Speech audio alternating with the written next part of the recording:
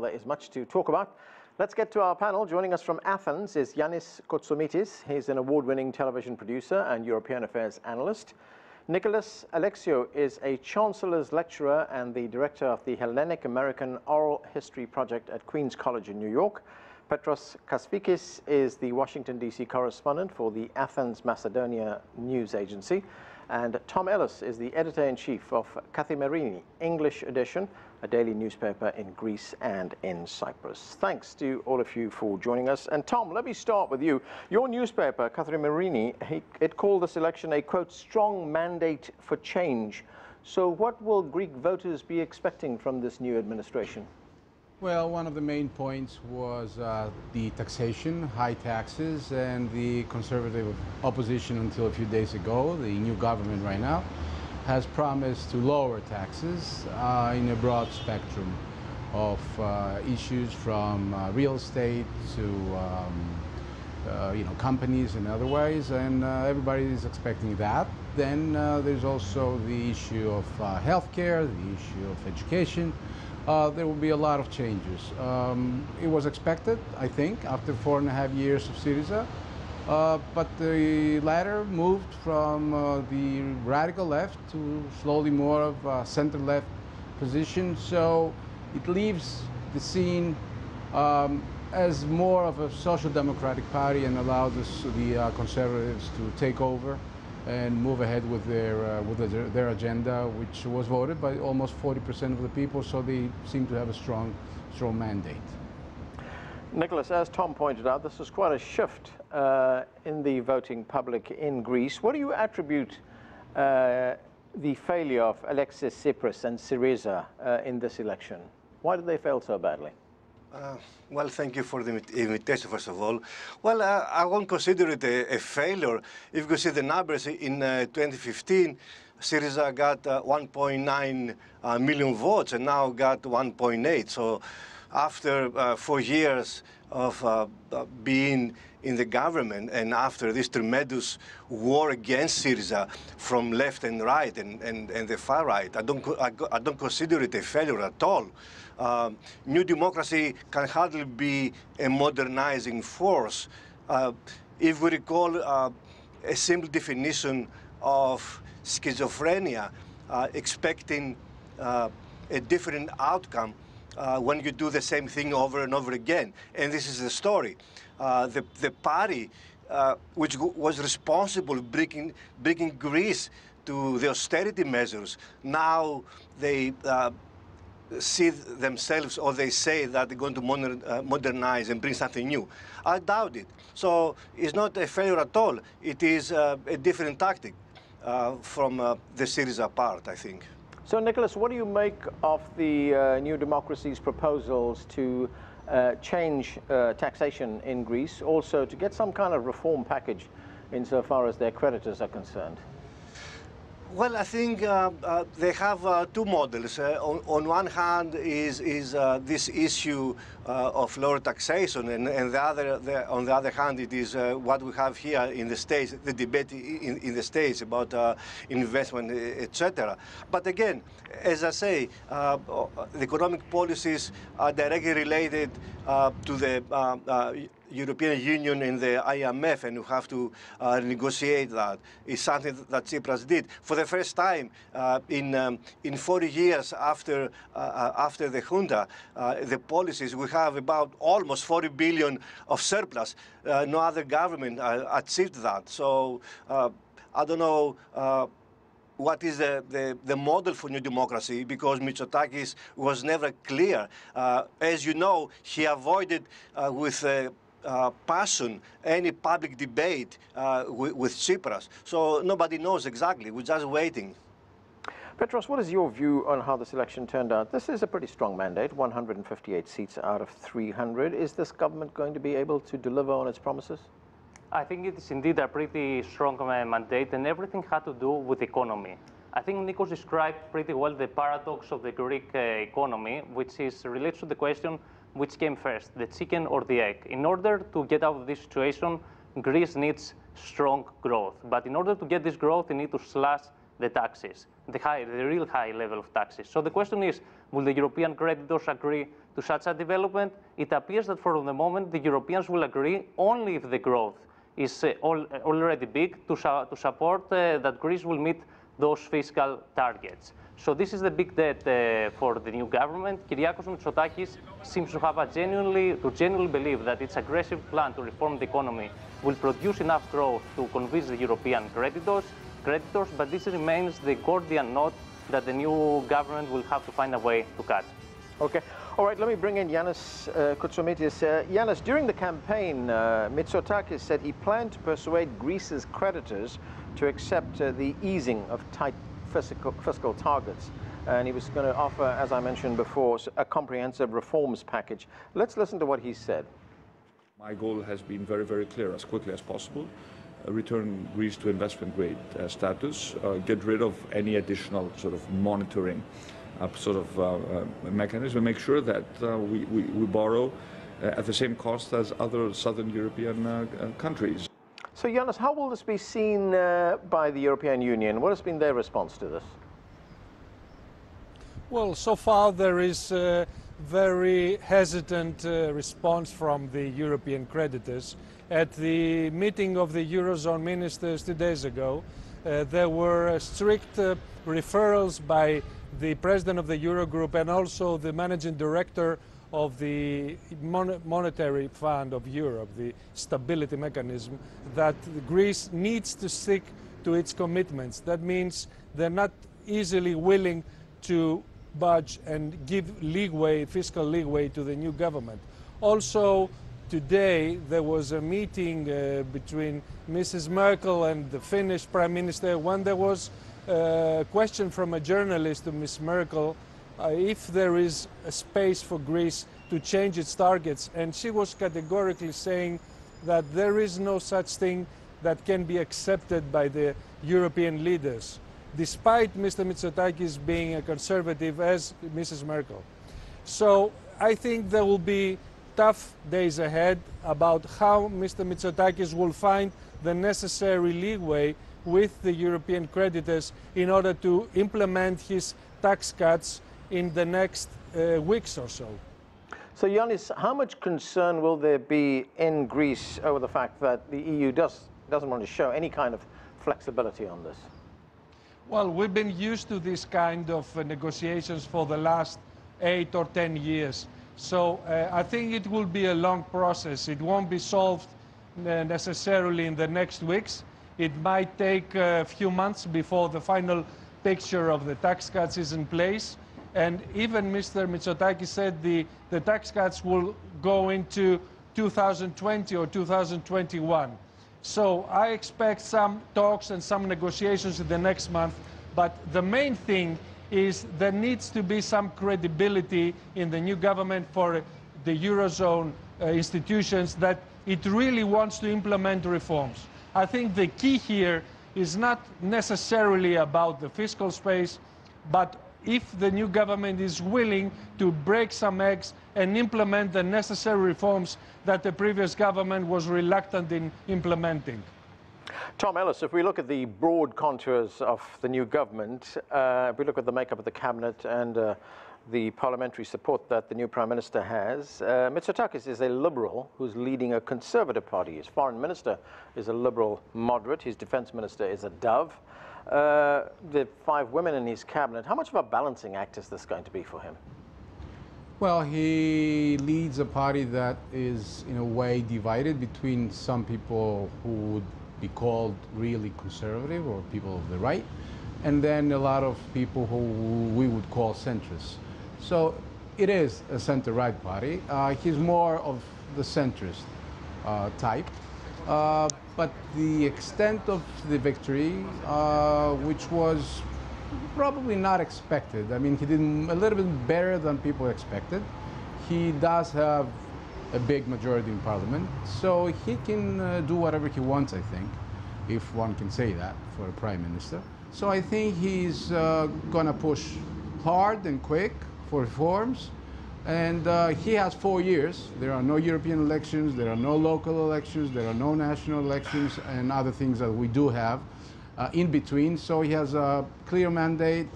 He has given a personal touch in the victory, I think he can push ahead for 4 years and try to deliver.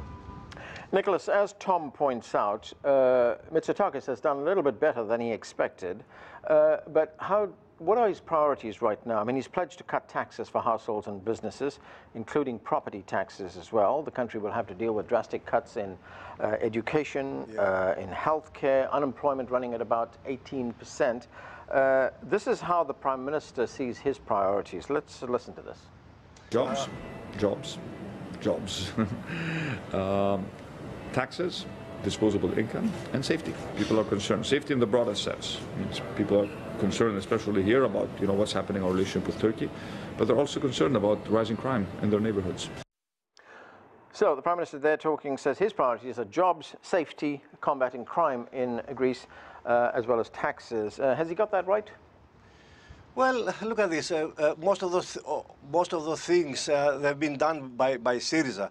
But I would like to add something, one more thing, one more dimension regarding to what my friend Tom said about the right-centrist nature of Mitsotakis' government. Because you forgot to mention the far right. And this is the point. This is how Mitsotakis won the elections. It is the votes of the Golden Dawn. On one hand, we have this joyful celebratory event that the neo-Nazis are outside of the government of the parliament now. The Golden Dawn.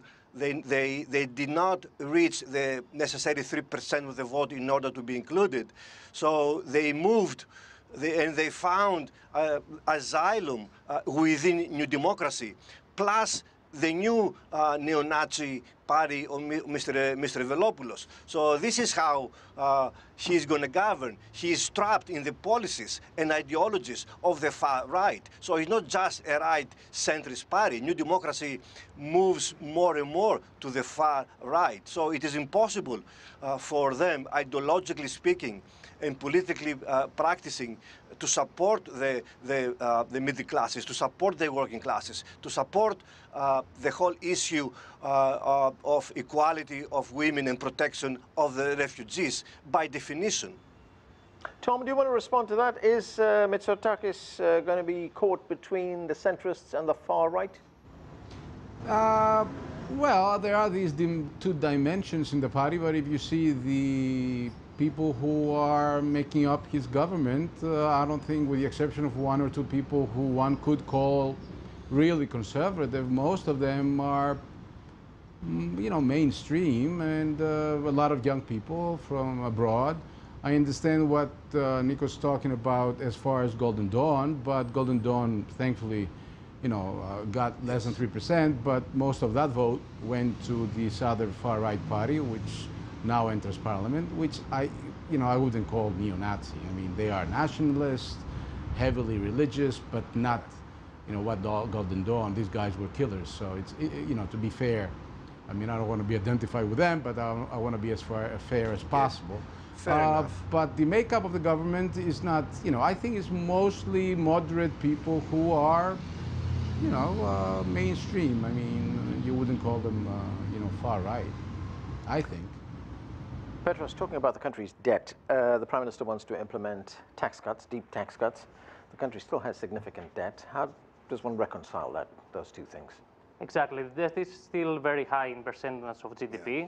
In order to repay this debt, Greece has agreed to achieve high primary surpluses till 2022. And this exactly is the point of tension between the new policy mix that Kyriakos Mitsotakis' government wants to follow and pursue in order to boost strong growth that pretty much will allow the country to repay its debt, and at the same time keeping the books and meeting the financial targets that has agreed with the financial creditors. So the case here that the new government is trying to make is that by pursuing an aggressive growth policy mix, it will allow pretty much to repay the debt and its way back to growth. And where will that growth, what will be driving that growth? Will it be consumer spending or?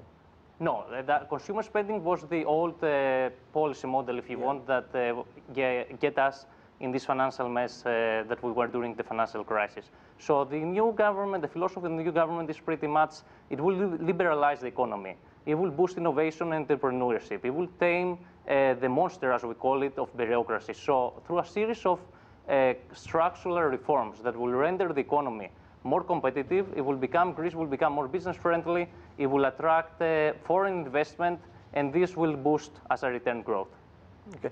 Yanis, I want to talk about another challenge that this government will be facing, and it's a challenge that Greece has been facing for some time right now, and that is the refugee crisis. We've had hundreds of thousands of refugees cross the border into Greece, from Syria mainly, from other countries as well.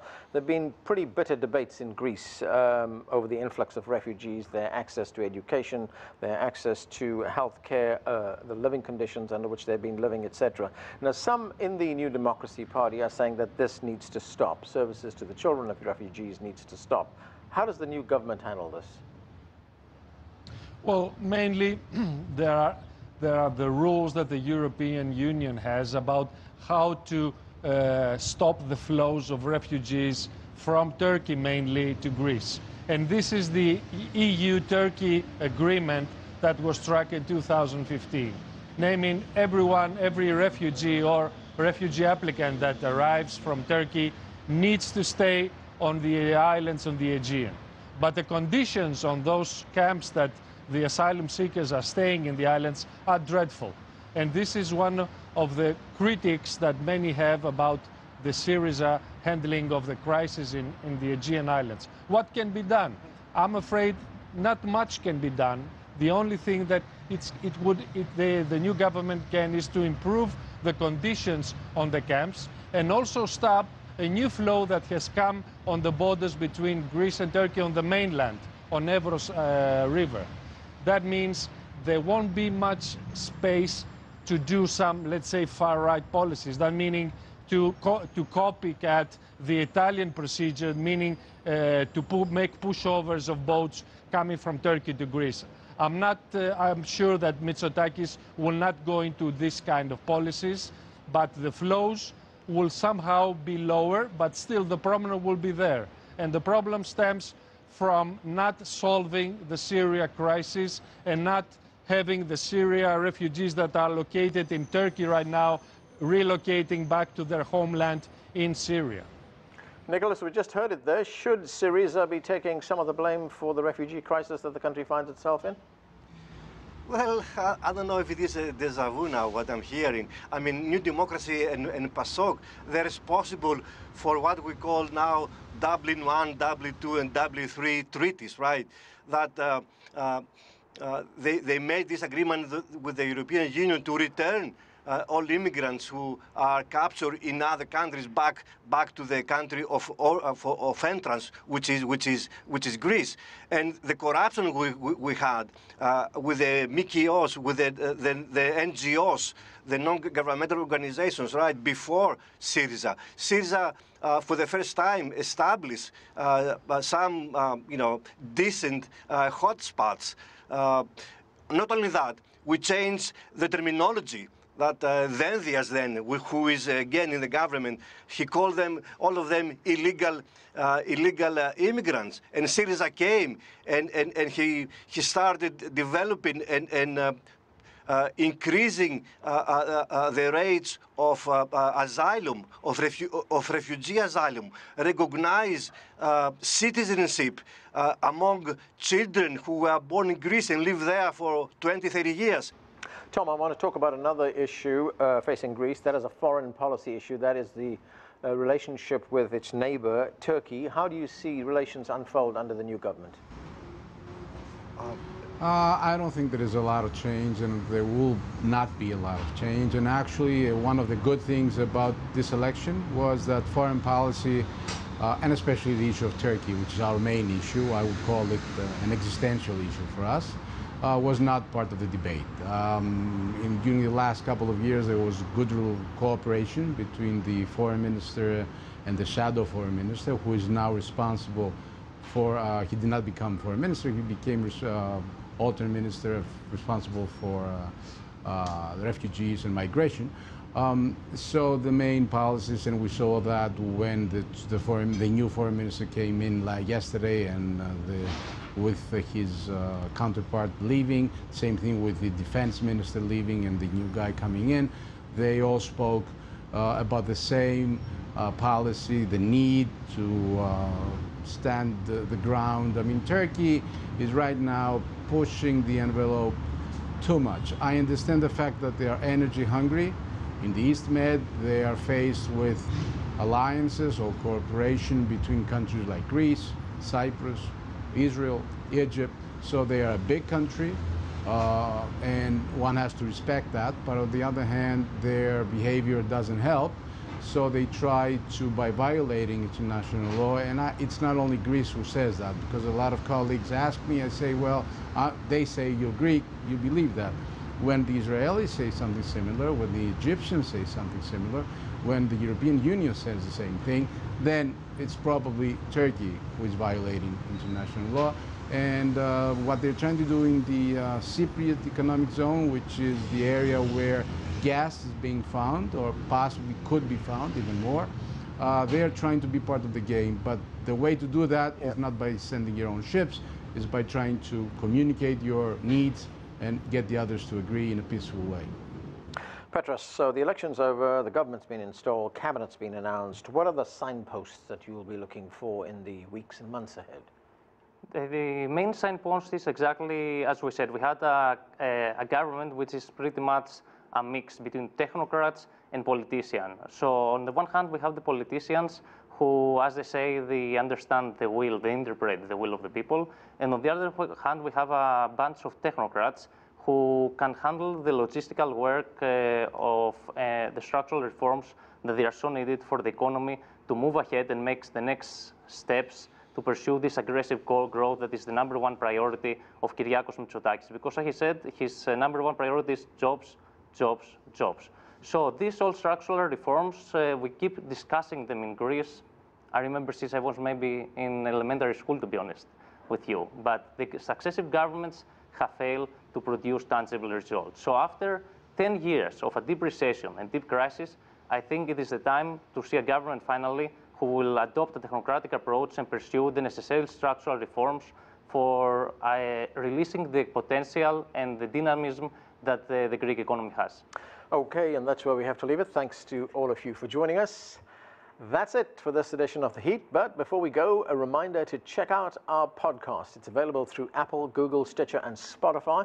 We'll be covering similar stories from around the world that we do right here on the program, but we'll get a bit more personal and candid with our guests and correspondents. So check it out and subscribe. Search online for CGTN and The Heat. I'm Arnold Naidu in Washington, D.C. Thanks for watching.